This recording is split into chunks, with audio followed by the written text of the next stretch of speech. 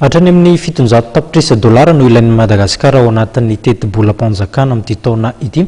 Raha ny fanazavana nentin'ny minisitra ny teti-bola sy ny vola nambaran'ny banky afrikanina momba ny fampandrosoana ny bady ary fa vonona hanome vola $30 izay apetraka ao anatin'ny teti-bolam-panjakana izy ireo.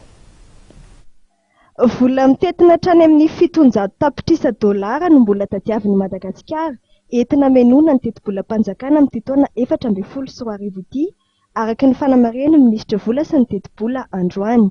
Ny banky afrikanina momba ny fampandrosoana efa nanambara fa handrotsaka $30 amin'ny teti-bolam-panjakana ary efa naneho fahavononana ihany koa ireo mpiara-miombonantoka ara-teknika sy ara-bola.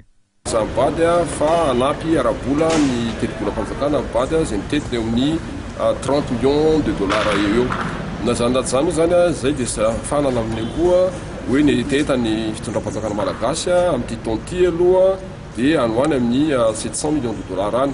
Aloha ny détail ny principe fotsiny resahana ngamba le détail misy le izy fa ny principe dia hoe misy anaky telo ny principe anaty izy. Voalohany aloha zany misy trosa tokony aloha amin'izy io ampahany amin'izy io anoany amin'ny apately ihany tokony aloha na mihoatra ken'izay dia fanoan'izay be da be ihany koa reo projet zay tetikasa zay ny vatsiny mpamatsy vola raisam-pirenena nefa tsy voavoalintsika isanjato ny nangatahany. Namaly zany tsika fa tsy tratra zay tamin'ity taonty ohatra zany hoe ny amin'ny fandoavana ny TVA, ny contrepartie amin'ny ressources propres internes.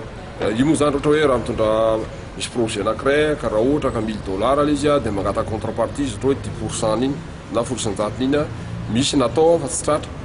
Dia misy reny zany ao anatin'izay dia misy ihany koa izay hitantsika fa maika sy lara-pamena izay efa voalaza koa anatin'le politique générale de l'État izay tokony atao atomboka amin'ity taonty ao anatin'le relance économique izay hidirantsika amin'izao fotoana izao zany.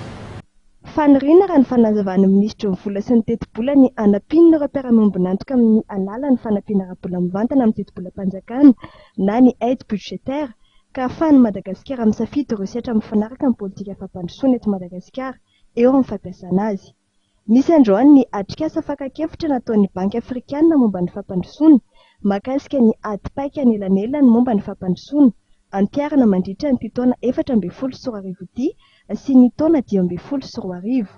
Iopana amin'ny fanatsarana ny fitantanana sy ny fotodrafitrasa eny amin'ny tontolo ambanivohitra ity ady paika anelanelany momba ny fampandrosoana ity.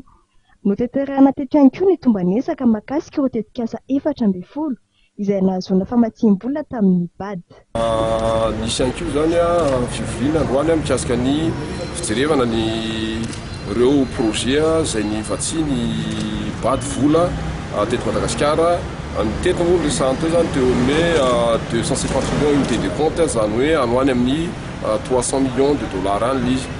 Dia service portefeuille zay misy projet 40 izy telo amin'ny sehatra tsy miakina, raiky amin'ny 10 amin'ny fanjakana. Mijery hoe naomby le projet raha oharina sy tratrarina raha tsy naomby inona no tokony lesona raisina na tsara be koa amin'ny projet manaraka. Miandry ny fahavitan'ny fanjakana malagasy ny paikady fampandrosoana maritra ny bady ahafahany mandany ny fampiarana ny paikady fampandrosoana ho an'ny Madagasikara ho an'ny fepitaona 2024. Nampahafantariny solotena ny bady eto Madagasikara androany ihany koa fa ankoatra ny FAD 13 dia nikeny filakevim-pitantana ny bady ihany koa ny fampiarana ny fitaovana iray ahafahan'ireo firenena tsy dia manana trosa-be loatra ohatra ny Madagasikara manampy ny famatsiam-bola ilainy eo anivon'ny bady.